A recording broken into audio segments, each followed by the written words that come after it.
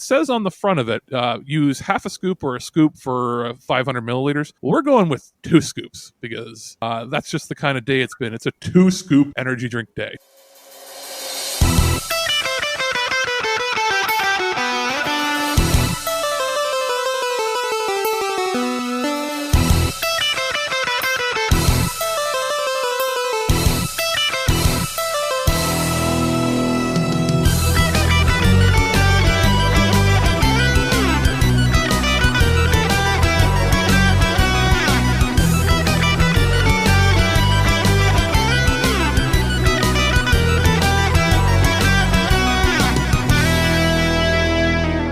Hello, everybody. We are back for our first official prototype E3 Day 1 coverage.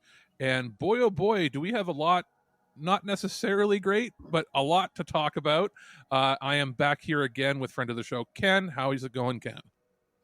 Pretty good. I mean, I've got 2 pages of notes, like 2 full pages of notes here. I slept through the first couple shows. I was pretty tired waking up, and it was because I've been editing and doing stuff in the back, the backlog of the show till like 5 a.m, and I went, oh God, I spent 7 hours editing like 12 podcasts, and went, no, I don't think I can stay up for these. I'll sleep through them. And it turns out, from the sounds of it, that was a good idea. As far as anything else that we've done in the last few days, I obviously covered some stuff yesterday. There wasn't a ton initially, some interesting TV projects in the works. And other than playing a little bit of Final Fantasy, was it Final Fantasy 7 remake Intergrade intermission? Yeah. Good Lord. At least it doesn't have like version 17,000,000.4 Sigma, whatever in the title. It's not a near game. Exactly. It won't give any spoilers to it, except that it's really good.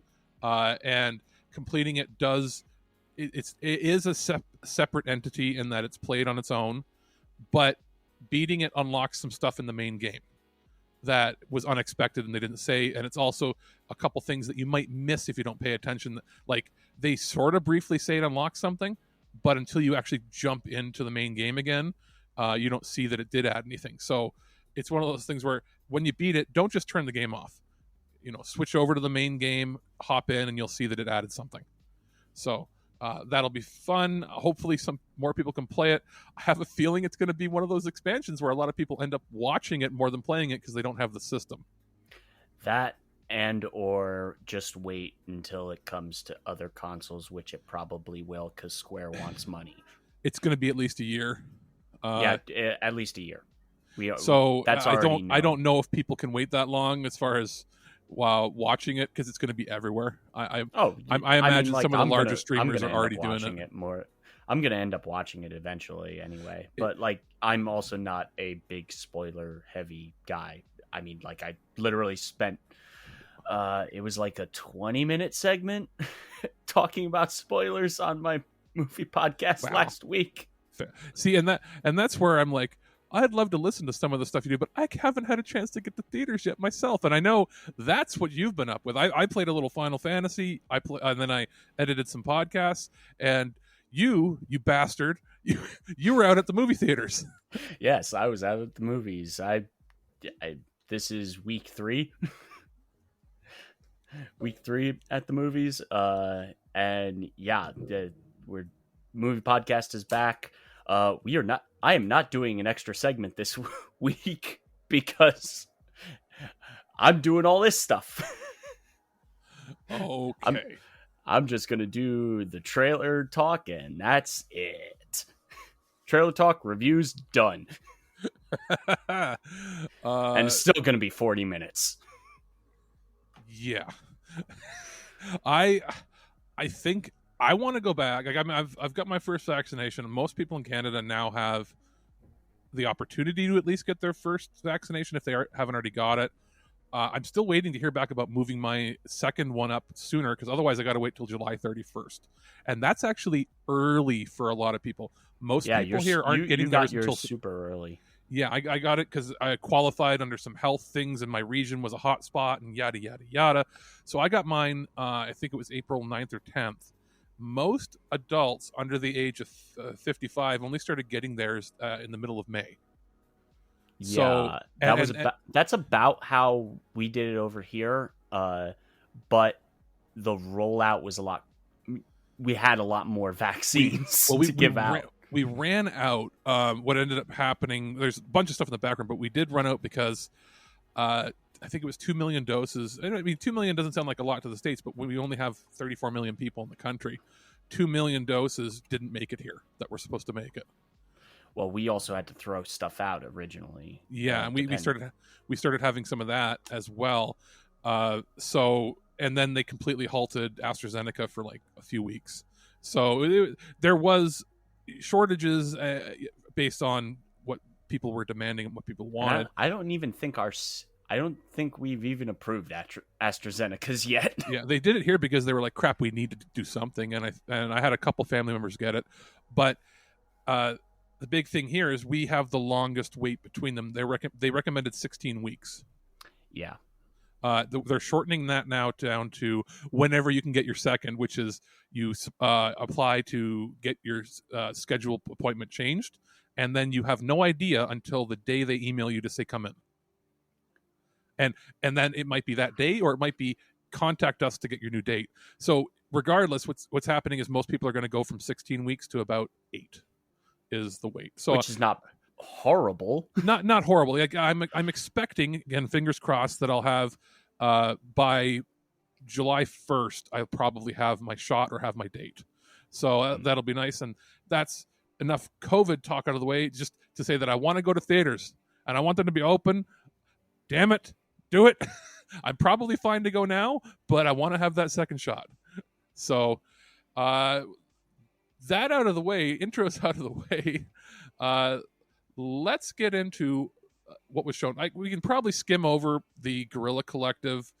It's an interesting. I respect their whole organization in that it was an amalgamation of indie devs that wanted to get more representation that wouldn't necessarily have regularly been shown at E3, and they used last year's pandemic summer of gaming as a means to really launch themselves. Jump off point, yeah.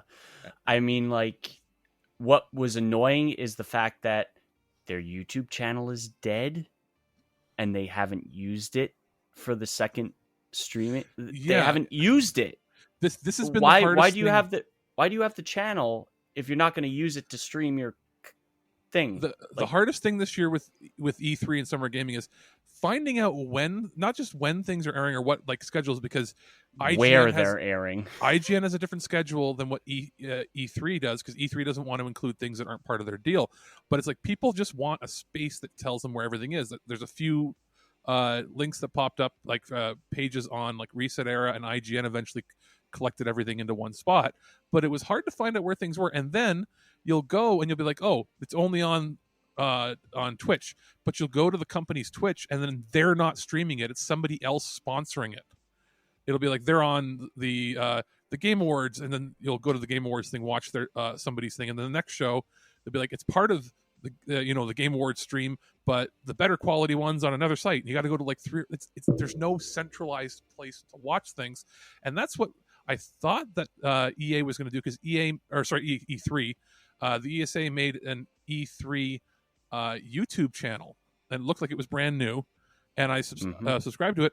It has 3 things on there. It has their kickoff, like their pre-shows for each day, and then like nothing else. Like, why wouldn't they just have it be a stream that goes for like 12 hours? That's everything.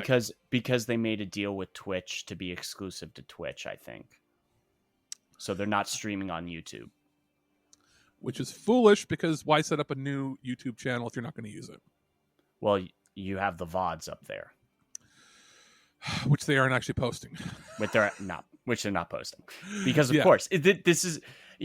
Haven't you learned already from last year, in the fact that they did last minute, like, oh, we might do a digital thing. No, we're not. Yeah, they said they were going to do it, and like 24 hours later, they said they didn't know how, so they stopped it. Yeah, and even now, it's a clusterfuck. Yeah, so it's. I mean, I'm part of the press portal for them. I've made some connections, which is nice through there. It's a mess though. Like I've heard. They're supposed to be. They talked about, you see, gamification. Anybody now that signed up as a regular user can now log in as the show started. Problem was, for the week before that we were all supposed to be in contact with everybody, half the booths weren't ready or set up or glitchy, didn't work. Videos wouldn't play. You're supposed to like earn points while you watch videos and read articles and contact people. Some of them work, some of them don't. The reward system doesn't exist, or it's completely turned off, or they haven't figured out how to enable it. It looks like somebody bought a template from an e-learning site and then didn't know how to actually work it. So they left a lot of the things default, and maybe they thought that there was going to I think the prize things were supposed to be the equivalent of when you would go to a booth, learn something, and you get a swag bag. Well, none of that is working, and it's not that anybody sounds cares. To me like they got an intern to do something. And well, yeah, it's not like we really care about it. Like most press people are not going to care about getting the swag. It's usually perks or maybe stickers or things you can give out to other people that or give out to your listeners or your viewers. Right. The problem is, don't advertise that something's there and then it doesn't work at all. Just rather not have it. Have it. It's clean, the marketing guys not communicating with the guys that were actually building the damn thing. Exactly. But the good thing that's been from it is it's been a good way to communicate with other companies that you haven't contacted before, because it's a centralized place. That's most conventions anyway, is connecting with people.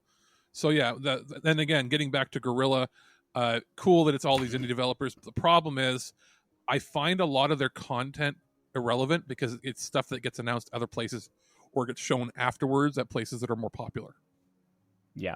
I mean, we had, like, how many times have we seen behind the frame at this point? I think like 4 or 5 at this point. Yeah. And I think it looks super jank. Well, like, yeah, I'm going, like, IGN, I'll give them one thing. They have an article up, which is everything that was shown there. And they have it in alphabetical order. I would have preferred if it was in, the order of shown. But was it Origami 2? Looks cool. Didn't play the first one, but always thought it looked neat. That's the ninja stealth game. Was it Akatori? Akatori, which has a Kickstarter that is coming soon. Yeah, that one again looked piqued my interest. I'm not 100% sure if it's going to be for me. It reminded me of a game that I have called. It's a trilogy of games. It started out on itch.io. Okay. And it's let me pull it up again. Momodora is the name of the games, and they're just like this pixel art, like action-y kind of games, side-scrolling action. Very similar to what that game looked like, and I was just like, ooh, that looks, and like the way the sprites animated and everything, it kind of reminded me of that, of the Momodora games, and I was just like, ooh. So that's one to keep an eye on, I think. Yeah. Some of the other ones that I pointed out, No Longer Home, which is that narratively driven, lost after the end of college kind of story based on the actual devs. That looks interesting. Yeah, that again might not be a me game, but it looks well made. Then there was some Among Us stuff. To be honest, I'm not interested. Not that I have anything against it. It's been a wildly popular game. It's just you have to, I think, have a good group of people. Yeah, I have a good group of people when we can get everyone in. It's been messy the last like month and a half, because people are getting back to normal routines and everything, just kind of being out there for being confined for a year. And then also college was ending and stuff, because we got some younger folks in the group, so it's been interesting. Arcade Paradise, That's the one where after I woke up, you said, I think there's something you're going to like. And when I started watching, I went, is it this one that you were talking about? Yeah. Which is, yes, I had my eye on this last year when it was announced, but it was a teaser. And all it revealed at the time was that you were a owner of a laundromat that wants to convert the laundromat into an arcade. Yeah. And I was like, cool. And this is a really cool concept for how the gameplay loop is for a game. Yeah. Like I'll do the basics here because I only watched it briefly, but you purchase an arcade cabinet, which is there's going to be tons of these retro 80s 8-bit inspired arcade games that are like and just for the record, some of those are actually references to other indie games. Yeah, which exactly. There's it's loaded with like in jokes and homages, and you'll get the game, the arcade cab. You then play that game, try to get the highest score possible for yourself, and then I guess the higher the score is, the better.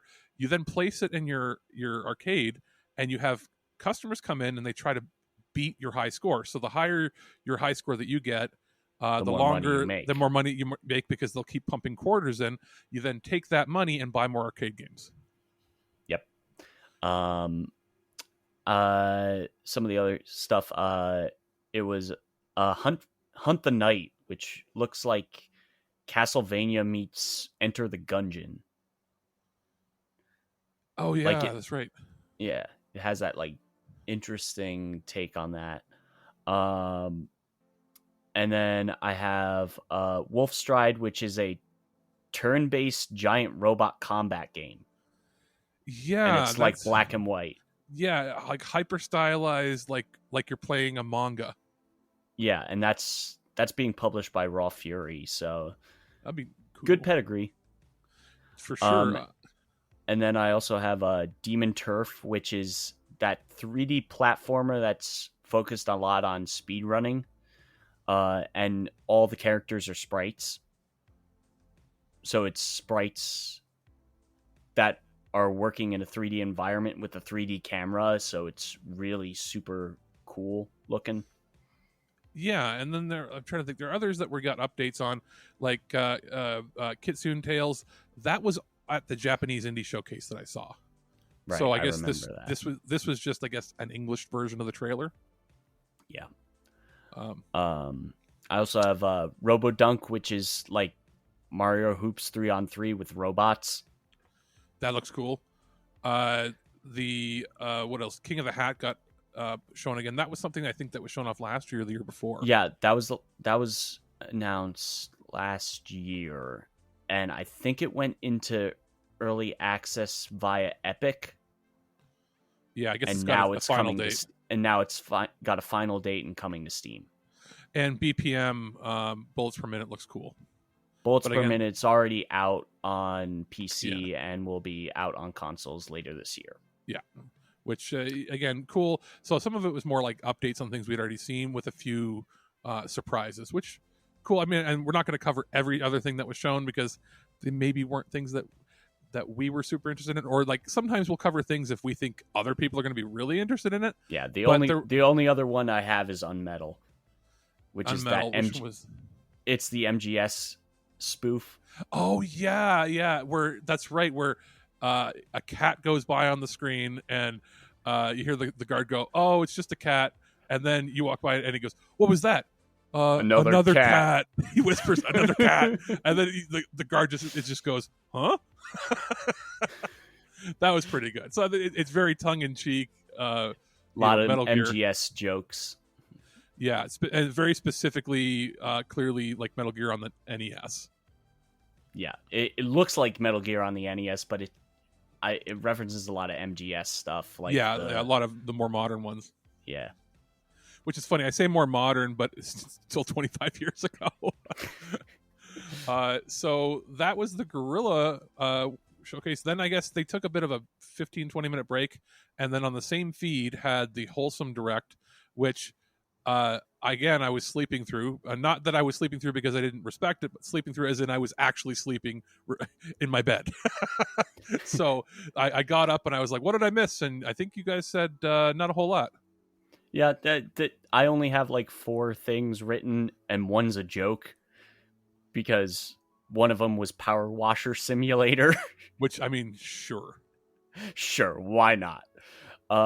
The other 3 the one that I think you'd be interested in is called Battle Cakes, which is an RPG with cupcakes. Wait, what? Yeah, it's an RPG game, only your characters are cupcakes. Okay. I'm very interested. Yeah. Yeah. And then we got more shown off of Bear and Breakfast, which is that B&B builder yeah, game. That's right. That was shown last year. Yeah, that's actually coming out this year. I believe they said it's coming out this year. Okay, I found Battle Cakes, and I am bookmarking that. Yeah, because good lord, it looks like some sort of pastel Adventure Time type game. Yeah, very much so. And then another one that I picked out was Lake, which is very story oriented. You're a woman that goes out to the countryside to become a mailman. Okay. And you just kind of like interact with people in this small little town as a mailman. But yeah, the Power Wash game, that's game of the year. That's the game of the show. Yeah. Sure. Let's go with that. So, with those out of the way, again, and there's a ton of other cool indie titles there, but I guess those are the ones that stood out to us the most. We then took a little bit of a break between that and when Ubisoft, it's like an hour, hour 45 minutes, something like that. And Ubisoft opens, and this was one of those shows where it was 50-60% things that we knew and didn't need to see. Mm-hmm. But maybe got dates and updates. A lot of stuff coming for September. It's going to be tight that month. September is going to be hell. September is where it's either going to be hell or things are going to move.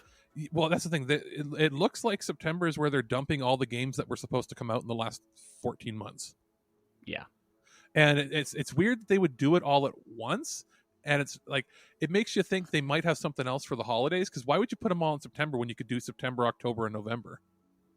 Yeah, they probably have plans set up. Yeah, I have a feeling now that they're just crunching them all together. Yeah, I have a feeling that there's probably one more title that they haven't shown off yet that we're going to see at another Ubisoft Forward. Because remember, they did 2 last year. Yeah, they'll probably do something in like September. August or September, yeah. And that'll be like, here's our holiday game.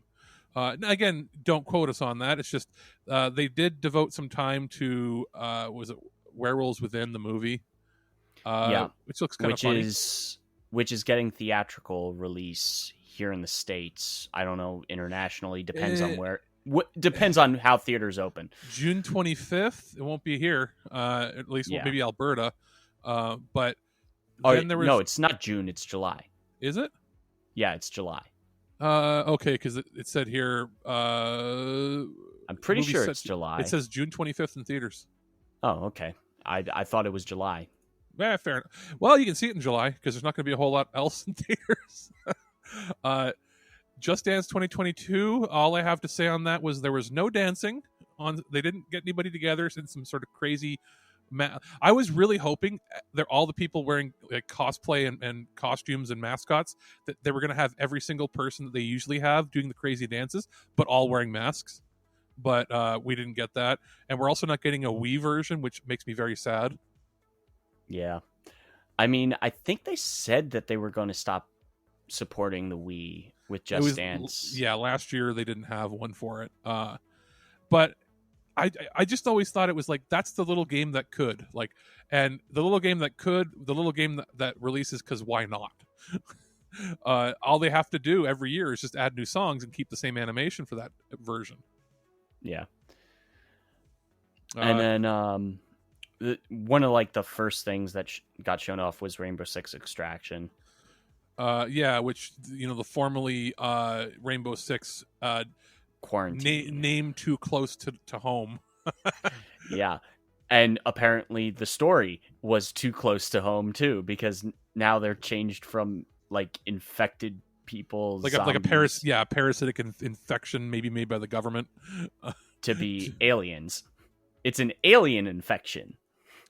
very similar to what like the flood Yeah. or what's it, the forget the name of it. It's the spore one in Control. Very similar to that too. So cool. Very Left 4 Dead vibes. Yeah, I was worried that it was going to be way too hard. Like playing it, like I like Rainbow Six, but I am not good at Rainbow Six because you have to be so precise and technical with it. You also need to learn the maps really well because everything's Yeah. destructible. Yeah, so this seems like a more arcadey style than they've done with that so. with that franchise. So same kind of like tech and what your arsenal is in the game, but like it's just a single player like co-op-y kind of game. Yeah, so this will be fun, I think. Because again, what we saw was it's Ubisoft. Who the hell knows? Yeah, with Ubisoft, it's really a flip of a coin. Their games are usually either amazing or generic. They're never usually bad, like flat out bad. So or you get ones that don't get promoted or don't get reviewed well, but for some reason when they get in the hands of people and go, no, this is actually good. What the hell are people? Yeah, smoking? wasn't For Honor that one? That was the big one that happened. For Honor was one of them. Last year, one that you enjoyed and I also subsequently enjoyed was Immortals. Every year they get one game that gets slept on, and it's really good. Yeah. So maybe that'll be this year's version of that. I mean, I feel like with the pedigree of the name, it's probably going to do well. Yeah. Then there was it'll get the Rainbow Six Siege crowd for like a month. Yeah, and then if word of mouth spreads that it's good, you'll get some more people at Christmas time. Yeah, exactly. Especially if they run a deal like they did. Remember, Immortals was out for barely a month, and right around Christmas, and like with all that Christmas money, they dropped it to, I think it was $39. Yeah, even on next gen. I mean, with Watch Dogs Legion, I got my copy for like $30. So they are going to run deals on it, and it'll be worth picking up. Ubisoft's usually good when it comes to deals. Yeah, and they don't always run deals just because it's not moving in sales. They sometimes run deals just to get people hooked. Yeah, which is what the way games used to be sold, but now it's like we've been conditioned to think that a sale means the touch of death if it goes on sale too early. In the case of Balan Wonderworld, yes, that was the touch of death because it went on sale, I think, 3 days after release. No, the touch of death of Balan Wonderworld was releasing that demo. What was releasing the game? but whereas when Ubi titles go on sale for holidays, they're not doing it because they're losing money on it already. They're doing it to just garner more players. Yeah, usually. Yeah, and that's coming September. That's what we're talking about with the September titles. Update for Rainbow Six Siege. Cool. I'm not a player, but cool. Riders Republic. Also September. This is the other game that comes out within 2 weeks of the other AAA titles. As a full price title. Full price title. It might be a bit of a pull. We'll probably get review copies and we'll check it out. Again, I'm reserving judgment on it. It looks fun. This is a game that to me isn't necessarily as like it's dependent on multiplayers playing together and having fun, but it's also very dependent on how good that soundtrack's going to be. The soundtrack on top of the fact that the player base. Yeah. How long is that player base going to be there? Yeah, and if they on can top get of it, and then get it also to be crossplay, if it's crossplay player base, it will. Ubisoft is dedicated to crossplay. Then we're probably going to be okay player base wise at least until after the holidays, and then we'll see if it keeps it. Guaranteed that game's going to be on sale for the holidays. Yeah, they'll do some sort of special deal for Black Friday. Some stupid 50% off sale on that game. And again, it won't be necessarily based on the quality or if it's selling or not. This will be probably one of their titles they want to push as like the family Christmas present. Yeah, totally. Because it's friendly and like I don't suspect it's going to have music that has a ton of swearing or anything in it. This is going to be one of their few family. It might be the only family friendly other than Just Dance that's releasing in the holidays, like that everybody can get into. That's not that like we know of. Yeah, that we know of. Then Rocksmith Plus, which was interesting. I mean, you take a branding like Rocksmith and say, we're going to make it a subscription service, but it's a learning subscription service. Exactly. I have no problem with this. This actually is a good idea. Go figure. Yeah. So it's also it's a well thought out thing. Like they sounds like they're going to have people that are actually like guitar teachers that in some, it's probably going to be, my guess would be, they didn't say it, but a multi-tiered system that at certain levels you can have people review your playing and give you tips and stuff.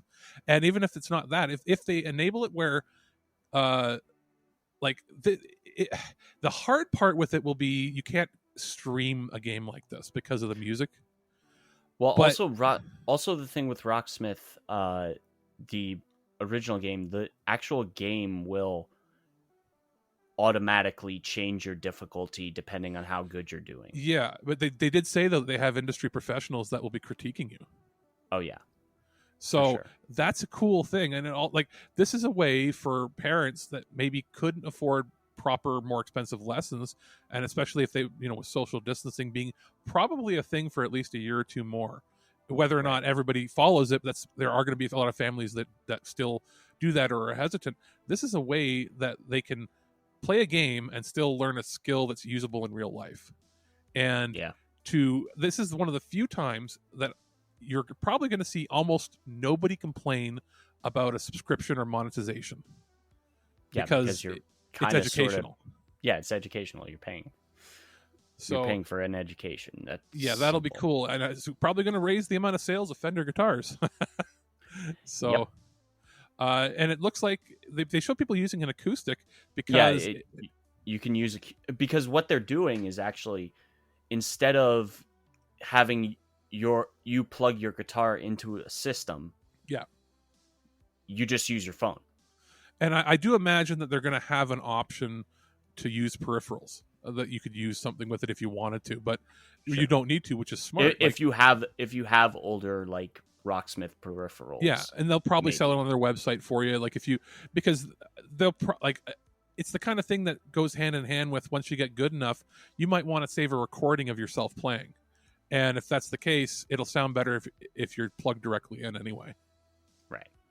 Or for latency purposes or whatever, but still, that was cool. There's some added expansions for Valhalla, for Assassin's Creed Valhalla, as well as, what was it, the educational mode where they give you history. Cool. I just call it classroom mode. Yeah, exactly. That which is cool.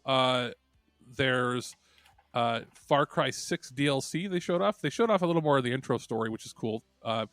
But the DLC lets you play as all of the villains from the main villains when they went to becoming the last three big villains. Because the first two games weren't as focused on the villains being the core. Like it was first two. The third game is where people went, "Wow, this has a really good villain." So it looks like you're playing as them, and you're playing probably key moments from their games, from their perspective and what they see in their own psyche. Yeah, it's kind of like a Psychonauts kind of. Yeah, like you finally get to see how they view the world around them and how they view themselves and how they viewed you, the player. Yeah. One of the things that you did miss that came up earlier was the fact that Ubisoft's going to do cross progression across everything. Which they already did with a couple titles, so that makes sense. They did with a couple titles, but they're doing it across everything, starting with the PC platforms, so Stadia, PC, and Luna, and those are all. They're using cloud. They're using cloud saves. So that's going to all go in July, and then they're going to add consoles next year. It's because they're using. They signed a multi-year deal. They announced it a while ago with Google Stadia to handle all of their cloud streaming, and that's why they I got a press release last week saying that Ubisoft, was it Ubi Plus or something like that, is now a part of Stadia. So I guarantee you they're using Stadia for their cloud saves. I will not be surprised if tomorrow Microsoft says, "Hey, UB Plus, part of Game Pass." It wouldn't surprise me, but I know the infrastructure for their streaming is done that way, and that was so they could get Nintendo on board. I think because their games won't run on their games won't, and because Nintendo for the Nintendo online services actually use Stadia as well, the same technology in the background. And they announced that a few years ago, but it wasn't called Stadia. Back then it was just, Google Cloud Services. So it's a way for them to have it so it's very easy to import saves everywhere. That doesn't matter what platform you're on. Which, Microsoft could do. Amazon has a similar service. It doesn't mean that Stadia is on each platform. It just means that the back end for the game saves is probably being handled by Google. So, then, with that Far Cry 6 DLC Seasons Pass that includes the villain mode, it also includes Far Cry 3 Blood Dragon, I guess a remastered version. Yeah, I would guess so. They didn't say it's remastered. Ubisoft has done that before with, I think it was Assassin's Creed Odyssey.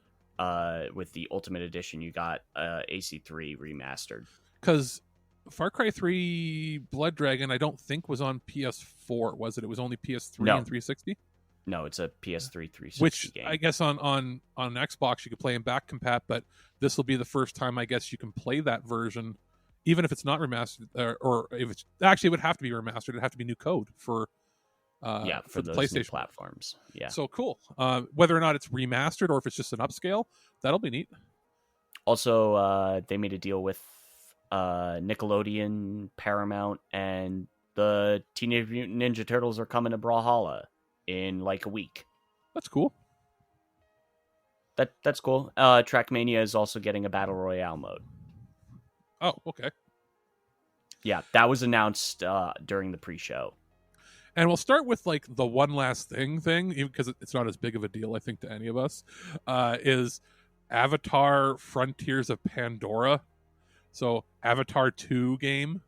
They haven't said if it's officially like the tie-in or if it's to build. It is the tie-in. Yeah, I think this is probably it probably takes place between the first and second movie to build up the world again, because 90% of people that will go see Avatar 2 when it eventually comes out probably weren't born when Avatar 1 came out. That's the hilarious thing. Oh, you forgot the biggest one. Well, we're going to talk about that in a second.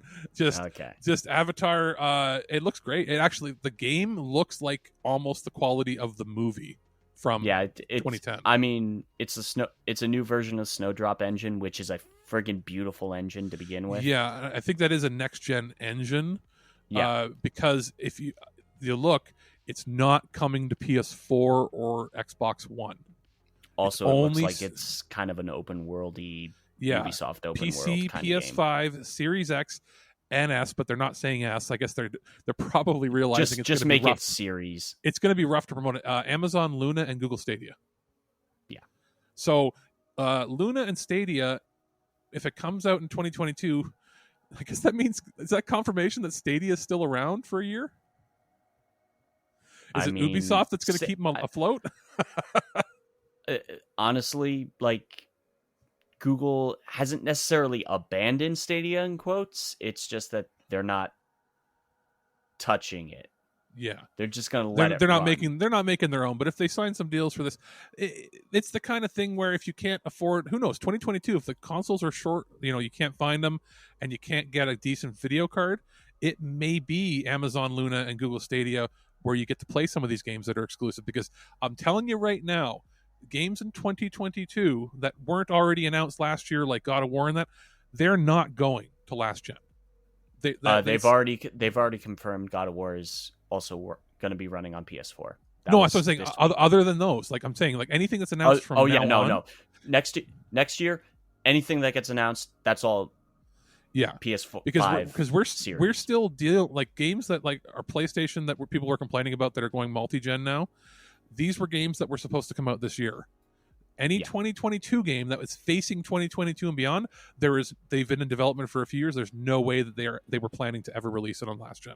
So If there's still a shortage, it's too bad, so sad. You might have to play it on one of those two platforms.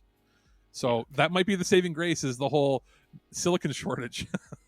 And then we have I'm calling it, unless something crazy happens tomorrow, which is possible, game of E3 so far, in what I've been asking for the last few years. Every time it gets brought up, a Mario and Rabbids Kingdom Battle sequel. It doesn't have the same name, but it's a sequel, and that's Mario and Rabbids Sparks of Hope, and it is magical looking. Yeah. I guarantee. I will say there's a lot of merch opportunity with this game. Oh, and Ubisoft and Nintendo are going to jump on it. Just wait till the amiibos come.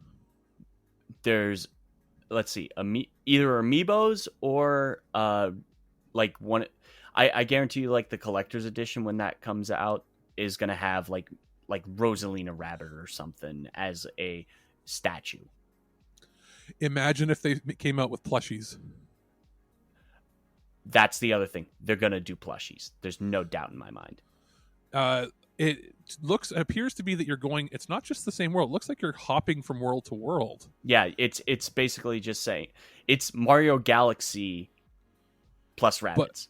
Plus Rabbids. And the battle system has gone from being the more rigid square grid-based system to one that you would see more on like a Valkyrie or Valkyria Chronicles, where you have a certain distance your character can run on the map, and you can aim your attacks or where you're going to do your position you're facing. It'll probably grid. have like a more snap system when it comes to like cover and stuff.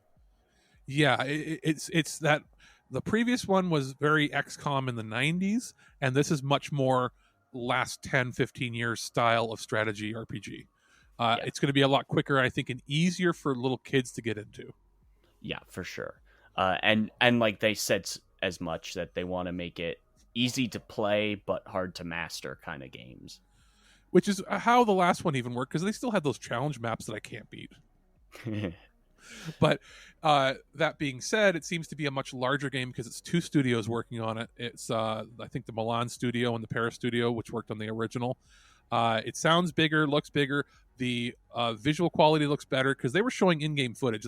That wasn't like just pre-rendered CG to show it off. It was... Also, Jason Schreier has tweeted out that is on the newer Switch. That was what they were showing. That would make sense that it was, because we're watching a 1080p stream and it looked 1080p, but it's very possible that it's a 4K upscale. And if that's the case, that might be the game that they want to bundle with the console or to show it off in the fall. Because really, when was the last time before this that they launched a new Mario franchise game? It's been a while. Rabbids was the first original Mario title launch since probably the Mario and Luigi series. Mario and Luigi, the sports, maybe some of the sports titles. Well, I think I kind of put all the sports titles in one basket. It's Toad Treasure Tracker is the closest, maybe. Yeah, Toad Treasure Tracker is actually the closest because that was Cat World on the Wii U. Yeah. So, and this is a collaborate. Like, this is obviously, it was lucrative enough for them. And I had been wondering, it was incredibly lucrative. They were silent on it for 3.5 years. And so this is probably... There was rumors that they had greenlit it, like, immediately. So they've been working on this for a while. About 3 years. If that's the case, then we're ready for, like, a November release. Yeah. This is probably going to be their holiday game. This will be holiday next year. Yeah. For sure. Easy money. Yeah, so that's the Ubisoft show. Very happy with a couple items there, but we then had the Devolver Digital Direct, which not everybody likes their humor, but I think everybody can respect how deep they cut into their own industry's bullshit. We don't need to go into everything about how they presented it, except that this year seemed a little more subdued, probably because they were airing it like a regular weekend, like prime time slot versus middle of the night on like a Monday. Yeah. Yeah. So there was still swearing, but they toned down the amount of gore and over the topness of it, and took the time to show off a few cool things. Trek to Yomi, that's the black and white samurai looking game. Yep. I wrote it down as Indie Ghost of Tsushima. Yeah, Indie Ghost of Tsushima meets. There's a game on the PS2 that I used to play with my friend. Was it called Way of the Samurai? I think it was one of those games where you had like multiple endings depending on how you encountered everybody else. That sounds correct in my head. It looks like that. And the one thing you did miss was just because you were hopping around trying to find this damn stream, was the Shadow Warrior 3 gameplay. Yeah, I did miss that, and that pissed me off because Devolver decided to not. They had a tease for their stream on their channel yesterday, and then didn't stream on their channel. That's because they're a part of the official. They're not even a part of the official E3, actually. Then don't tease on your channel that it said watch the stream on Twitch and YouTube, and neither of their YouTube or Twitch channels were streaming it. Yeah. What the actual fuck, guys? Come on. I think that was a last minute thing. They also didn't in terms tweet of out where they were going. Well, what they should have done. They tweeted out the Twitch gaming Twitch. Okay. But that like, when they dropped the video yesterday, that was running late. It was like 11 at night or something when they dropped their trailer in the middle of the night last night saying, come watch us tomorrow. You telling me in 12 hours they changed where they were going to stream? They should have thrown up a title card or had it in the description for the video where to go. But nope. Yeah. So, I mean, I feel like that was a last minute thing, but regardless, it's very, very on point for them to be strange and different. And also like they're as much as like the previous Shadow Warrior game was kind of Doomish. No, this is just straight up Doom Eternal gameplay. It looked like Doom Eternal gameplay. Yeah. When I was watching it. Which I mean, I'm happy with. Exactly. I mean, like one of the big things he rips open the demon and he pulls a gun straight out of his guts. Yeah. Yeah. So that was that. Wizard with a gun. Mm. That was the one where it looks kind of interesting, but again, maybe not for everybody. Inscription was the card playing game, the horror one. Yeah, it's from the Pony Island dev, who is Pony Island is a messed up game. It's messed up. Okay. It's really weird. And have you ever seen Hand of Fate? Yes. It's that it gave me those vibes. Okay. They made a mobile game. Yep, they made a mobile game, which I have signed up on their. Was it Devolver? Was it Tumble Time or something? Tumble Time, yeah. There was one that I pointed out called Death's Door, which is like a 2.5D Zelda, and the music is really good. That was a standout for sure. Yeah. And that's, I think, PC and Xbox only. Yes, right now. It's PC and Xbox only. I guarantee you that's going to be a Game Pass game. They had the first physical-only game release in probably 16 years. which I sat in a digital queue to buy. And actually, that's bought and paid for already. 360 came out in 2005, so yeah. It would be in 17 years the first time, because pretty much everything, even though the original Xbox was online, you didn't really buy full games on there. So also because it's coming to Switch only physical. I collect Switch physical games, so that's a definite buy. That's the crazy thing that they announced. This game, I don't know if it's a timed thing or whatever. It's going to be a time thing. But the way they announced it, they made it sound like Devolver. You will never be able to buy this game any other way than a physical copy from one retailer. Yeah. And it's people were saying it looked like Ikari Warriors. It looks a lot more like King's Knight, the very first Square game that they released. I think here it was even before, was it 3D World Runner, where you're scrolling up a screen with a few different characters and you got to shoot things. Yeah. And it has a very 1980s feel. It doesn't look like it was a filter they put on. It looks like the color scheme is specifically made to look like an NES. I'm pretty sure that's the color scheme. and it reminds me of a game that my uncle has for his NES. I forget the name of the game, and my cousins would play that consistently. Probably Commando or Akari Warriors. Yeah, but like I distinctly remember it in my brain, and that that game in its entirety reminds me of it, like instantly. So that'll be fun, and a physical collector's item. Yep. I mean, it was like with shipping, it cost me like a little under $40. Not bad. Not bad for a Switch game. And from a collector's company too. So. Oh yeah, exactly. So just like that's good.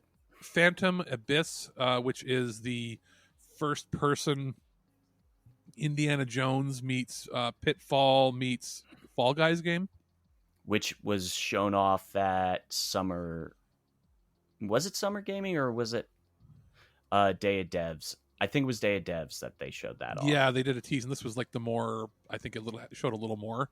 Yeah, but yeah, I mean they explained it more in Day of Devs because it was like it's procedurally generated, and it procedurally generates the map. You drop in on it, and the first person to escape closes the entire procedural generation.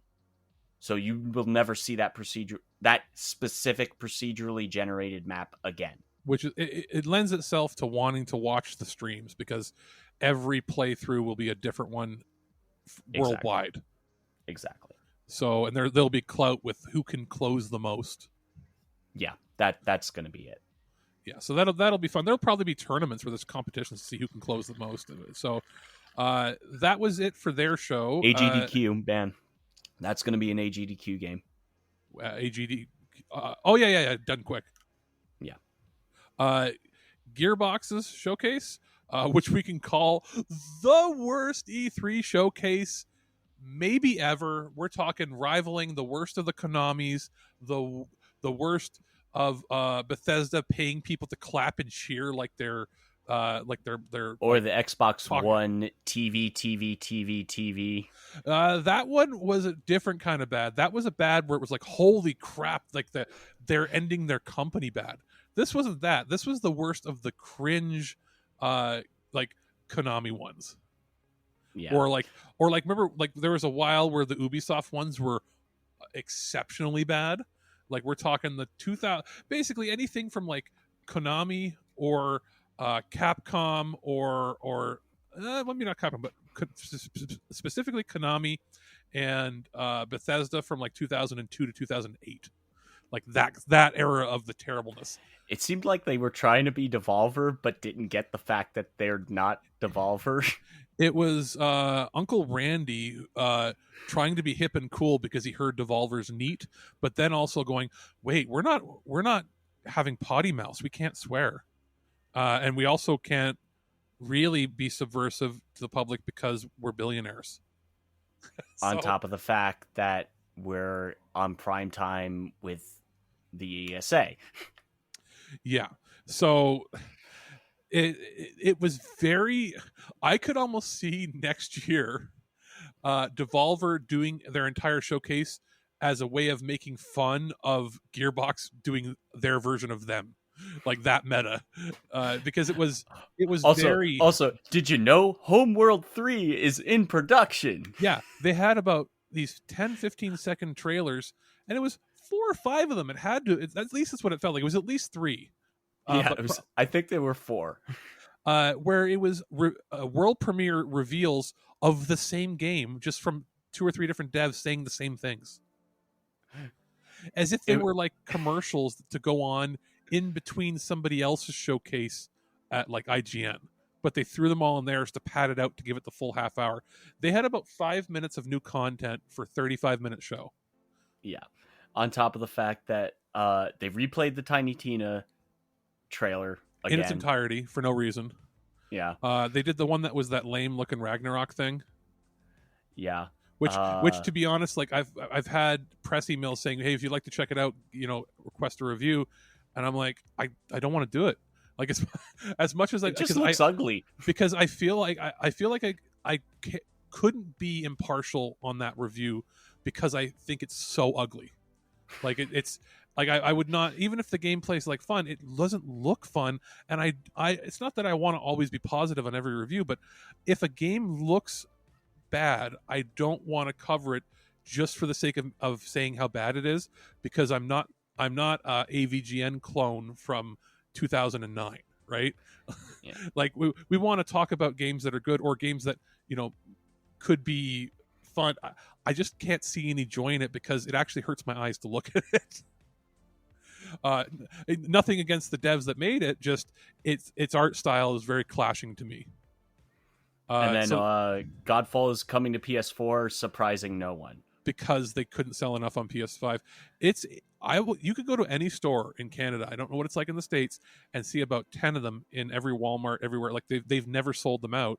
They also never dropped. I haven't seen a Godfall cover art anywhere. It's all here because the shelves have been so bare. It's always there, and it's also too much money.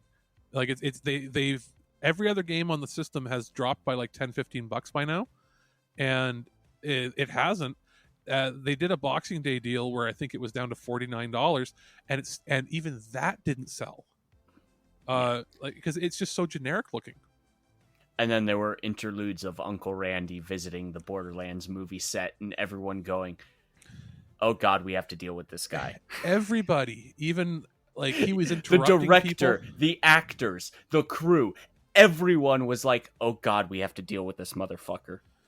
Everybody there went. He has that aura, and he doesn't. And the worst part is he doesn't realize it. He had that aura on set of, "Oh God." The rich guy, it's clear the movie studio isn't paying for this. They're paying for it probably out of their own money, and part of their contract states that they have to be able to be there to oversee it and all this. I guarantee you, Randy is a major funding of this movie, and this is the equivalent of what they call a money mark. And you see pro wrestling where some rich guy hires a bunch of wrestlers to put on a show in his town, and then he has to be in the match so that he can win and he can say that he had a wrestling match with Hulk Hogan. Yeah. This is that vanity bullshit. And the movie might end up being really good. It's got a good crew behind it, but it has the aura of, oh God, the money guy's on set. We have to pretend and placate to him. And it came through on camera, and I would not have released that footage because of how it looked. At least Kevin Hart tried. He tried. He tried, and did you know that something interesting? But like the instant look on his face said, "Oh God, I have to deal with this motherfucker." But I mean, he's a good stand-up comedian. He can turn it on when he has to. Yeah. Eli Roth was okay. The producers were okay because they're making their money. He's the one. If he's not necessarily footing the bill, him agreeing to make the movie is what's paying for it. So, yeah. And the worst part is Randy seems like he's genuinely interested in this and he wants it to be good, but buddy, like, you're your own worst enemy when it comes to this, because like 75% of your entire gaming showcase was showing off how cool you think it is to be on set of a Borderlands movie, which was like it's, and then also the gags that they put in the editing. Yeah. Was breaking. Did you know that Homeworld 3 is in production? Good God. Which, by the way, was probably the coolest thing that they showed off, other than Tiny Tina, which we already knew about, because Homeworld is a good game. Both of them. The second game I played a ton of when it first came out. That was it. That's all they showed. So there wasn't much else. I have 4 notes, and one of them says in all caps, "Gearbox equals cringe." Yeah, it was the most cringe E3 press conference trailer ever made. Like, yeah, but cringe for the wrong reasons. Like cringe, like you can't watch it again, like it's that bad. Whereas those old Konami and other ones, they're instantly rewatchable, because cringe when somebody fucks something up or there's technical difficulties. Remember how many times Microsoft used to have that where the videos wouldn't play, or if somebody stutters or stammers, because deep down you feel bad because they're in front of all those people and they're not used to being performers. That's why Ubisoft started hiring like Ace Tyler and other people that are known to be like improv people to stand up. That's why they hire hosts. Phil Spencer is the only one that like he's got charisma. He's one of those guys that he even if he's nervous, he does have the aura of comfortability in front of the camera and in front of the crowds. These are business people that are usually not used to doing this. So it makes you feel bad for them, but you love it because you know you've been there when you've had a royal fuck up or things don't work. That's what's fun about those cringe ones. This was cringe like they thought this was cool. This came to mind. You know how people say hate is a strong word? No, fuck that. I hate this. This was a flat out like it's not going to endear us to Gearbox. Hopefully they're not listening to the show, but it was not a good presentation and they should have either done nothing or taken their trailers and maybe included them with the kickoff and had all of the stuff. They should have had Jeff Keighley's show, Summer Game Fest, sponsored by Amazon Prime Games, yada yada, and they should have had like a 7-minute or 8-minute or even a 15-minute block of sponsored content. Like, hey, here's an update from everything at Gearbox. They wanted to have a special here for you. Had a mini show within a show. Yeah, not a 35. It would have taken 15 minutes tops. And especially coming games. Right after Devolver and then being Devolver Light, like it was made it worse, right? Like if Devolver had been yesterday or something, you would have seen it. We still would have compared it, but it was right after, and this was Devolver's best showcase they had done as far as the acting, the cringe acting in it, which their cringe acting is that purposeful tongue-in-cheek, like we know it's bad acting. Yeah, we know it's bad. We are talking in circles on purpose. Yeah, that's one thing we didn't mention. They were talking in circles and actually physically moving around the room with the camera in circles. And the whole idea was to be subversive and say, look, the gaming industry is cyclical. No matter what they say, they're always going to do what they want. And it always comes around to the loop of giving them money. Yeah.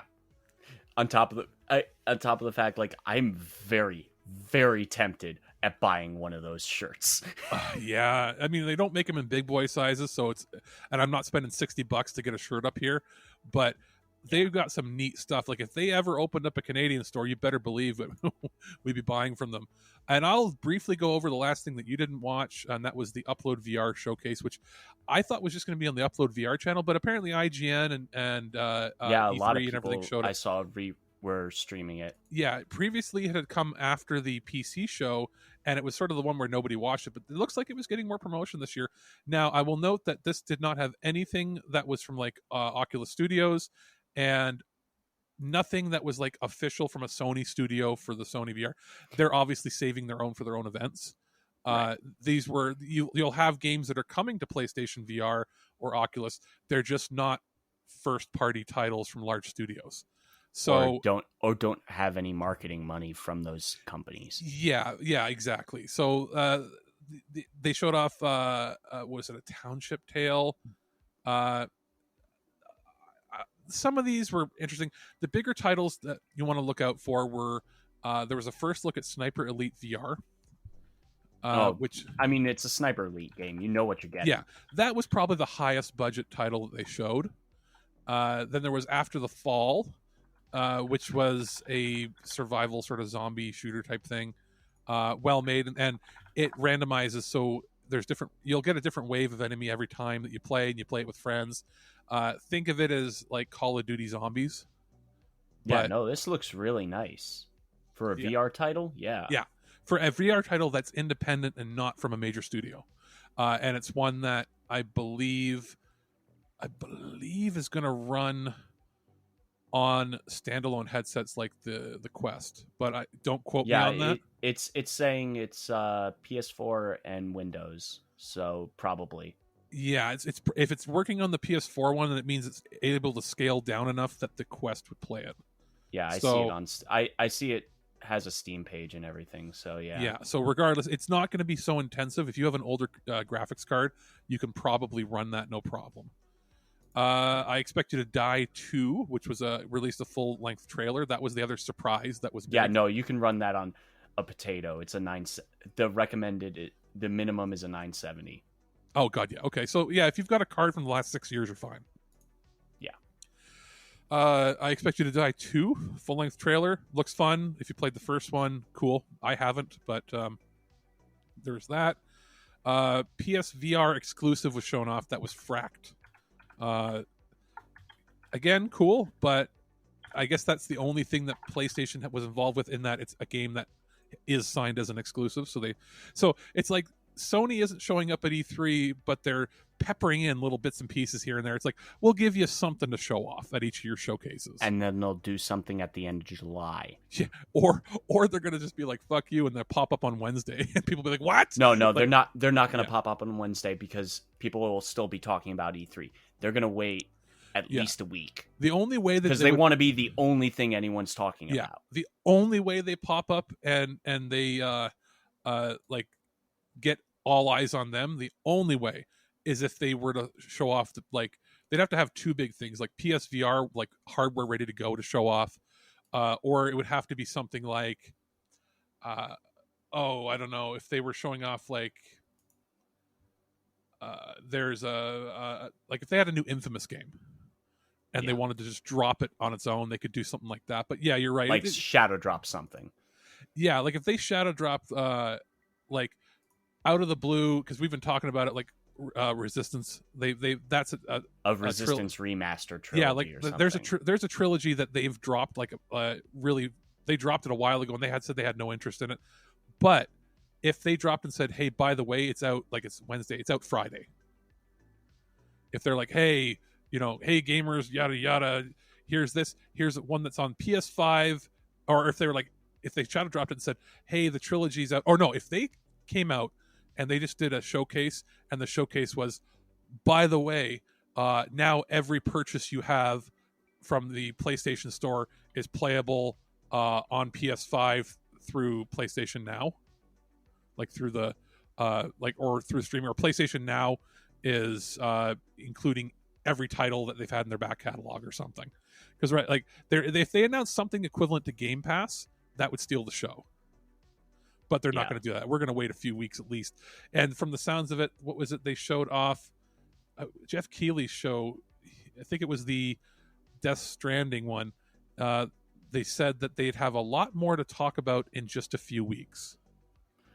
I have a feeling that Kojima is going to show up in like a video message at Xbox. And that's going to be one of the big mic drops at Xbox. And the reason I'm saying that I think that we have a state of play coming in a few weeks is we definitely have a state of play coming. And I mean like a full one. Like people are thinking, "Oh, maybe they're just going to wait, until they're going to have their big summer one." Because it wouldn't, and people are like, "Well, maybe they'll do it for just Death Stranding." I'm like, no, it's not like Horizon where they're doing a whole show for that. My guess would be probably the first week of July we're going to see something. That's my prediction. When's EA? EA is second week of July. Yeah, so they'll probably throw themselves in between E3 and EA. Yeah, because they're probably something that EA's working on that they'll want to showcase. Yeah. Like it might be something where Sony shows up first. If Sony is doing a show in the same week or the week before of them, they'll tease something. Then that we will see something from Mass Effect, or we will see something from if we don't see anything at tomorrow's Xbox, we will see something from the Dragon Age game. It'll be another tease, and then they'll say, "Stay tuned for EA's in like a week, and you'll see more." I mean, we already know that they're probably going to show Battlefield tomorrow, because they said they're showing something tomorrow with Battlefield, and the only place that could possibly show up is Xbox. Yeah, so there's probably some game involved that we'll see then. As far as anything else with the VR showcase, lots of cool indie titles, but nothing that's going to be major except for Pistol Whip getting new modes and customizability to a lot of the levels, things that they didn't have before. It's really fleshing it out. So if you're a fan of that already, sweet. And I guess the other big one that I knew about, but a lot of people didn't, is that the Sam & Max game, there's I guess it's technically Sam & Max 3, is it? Maybe. Yeah, I think it is. This time it's virtual. They showed off gameplay because they had a tease before, and I've been in contact with the developer, and they said, "Hey, stay tuned in the summer, and we'll see about maybe getting you a chance to check it out." And so I figured it was coming at the end of summer with a trailer, but they showed it here. So yeah, I mean it was the Game Awards, I think, that they teased it. Yeah, it was a very, and it was not a tease like they had a whole show. It was like, here's like a package of VR titles coming soon, and it was one of them, and there was like 5-second clip. Yeah, it was like a 5-second clip of Max just in a montage. Playing around with your vision or something. So that's the other big title there, and then there was a Green Hell PC VR port announced as well. And that's it for the day. So again, nothing major, but in the VR space, because really the two biggest players are saving stuff for their own shows. Oculus is going to do another one of their directs because they did it, a couple months ago, and they're going to want to do another one probably closer into the fall for the Christmas season. I'm going to say August. Probably around Gamescom. Yeah, so August, September. Yeah, and then we'll see something from the next state of play is probably going to be 50% PS5 and 50% VR, because they dumped all those VR titles. Like, was it a day of like 7 or 8 trailers, and they were spacing them apart by like a half hour, an hour each, and they're all the PSVR last gen stuff. That it looked like they were showing off every single game they currently have in the slate for the previous hardware, just to clear out all the news so that they can announce something with the new one. I'm just getting that vibe that even if the console, if the actual hardware isn't available yet or ready to go, that they're going to be showing it off. I'm going to say the hardware is not going to be available till next year. Yeah, I think I think what we're going to see is any other title that gets shown off when they do these showcases is going to be like, here's the VR. It's available for PlayStation VR, and then they'll have something that shows. Oh no, maybe they won't do that because they don't want to cut into their sales. I was going to say show off what the difference is between playing it on PSVR and then playing it on the next gen hardware, but they wouldn't want to do that because that'll kill any current sales. So I think they want to clear out everything that we see from now on will probably be next gen VR titles. Yeah, because this is a transition year for gaming. We are transitioning away from the PS4 and Xbox One generation and moving over to the next gen. Yeah, for sure. And everything was delayed by 6 months because of this. Like, yeah, you could argue it's been a year for some of the hardware and stuff, but reality is I have a feeling that we would have already seen PSVR hardware, at least mock-ups, by like January of this past year. Yeah, we would have. If COVID hadn't happened, if the chip shortage hadn't happened, the chip shortage would have happened regardless because people were already knew that was going to happen. It was just a matter of how drastic it became because of the pandemic. Yeah, exactly. I have a feeling that we would have seen, if not the hardware on the shelves. I think in an ideal world, they wanted their system out, the PlayStation 5 out in November, sell several million systems, and then in the middle of summer, they might have dropped the VR upgrade. So, yeah, who knows? We could be way off, but that's going to do it for today. We should probably go to bed because tomorrow is going to be really busy. Yeah, and I have to record a podcast. So Alrighty. So it is time to wrap it up. Tomorrow we're actually going to be doing 2 episodes. One on the main 2 shows, which is obviously Xbox, Bethesda, and Square Enix, and then we're going to have ones on the PC and future games. So without I guess any more hubbub, that's going to do it for today. Thanks, Ken, for being here. You'll be here tomorrow. Birdman's going to be on for the Xbox and Square Enix showcase special that we do tomorrow. I'm Alex, the producer, and we will see you tomorrow.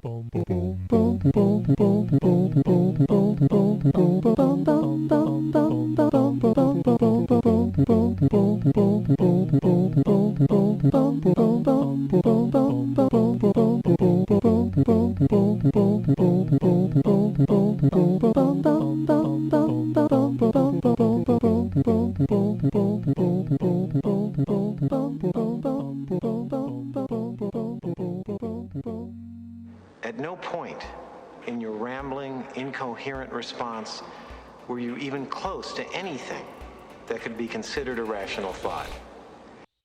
Thanks for listening to this episode of This Week in Geek. Hungry for more? Check out our website at thisweekingeek.net. You can subscribe to the podcast, browse our Twitter and Instagram, and leave your thoughts on today's topics. If you'd like to give us some feedback, send us an email at feedback@thisweekingeek.net. Tune in next time, and remember, lower your shields and surrender your listenership. We would be honored if you would join us. Thank you for your cooperation. Good night. So yeah, okay, I am energied up. I'm good. Now the real question is, will this make me stay up until like 10 a.m. tomorrow and I'll crash in the middle of watching the other stuff? We will see. Maybe it'll be a 10 scoop day tomorrow. If that's the case, I'm going to make sure that I have, make sure that I have my blood pressure pills next to me so I don't explode and die while recording.